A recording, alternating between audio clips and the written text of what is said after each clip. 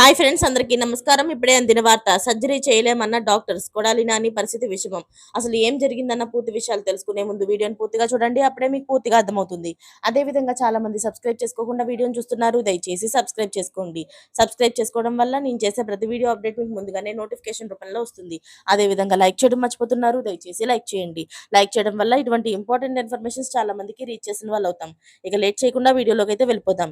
AP మాజీ మంత్రి, YCP నేత కొడాలి నానికి ఆరోగ్య పరిస్థితి విషమంగా ఉన్నట్లు తెలుస్తుంది.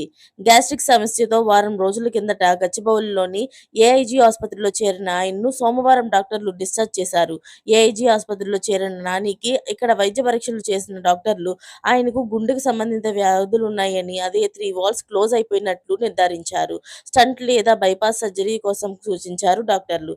అయితే సర్జరీ చేసేందుకు కొడాలి నాని ఆరోగ్య పరిస్థితి సహకరించలేదని ఏఐజీ వైద్యులు అంచనాకు వచ్చినట్లు తెలుస్తుంది.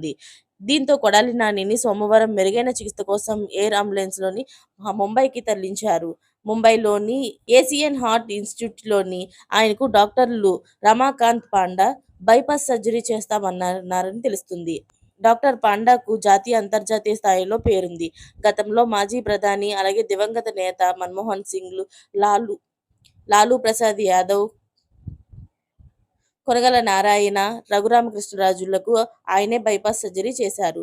రేపు లేదా ఎల్లుండి కొడాలి నానికి ఆయన బైపాస్ సర్జరీ చేస్తామన్నారు.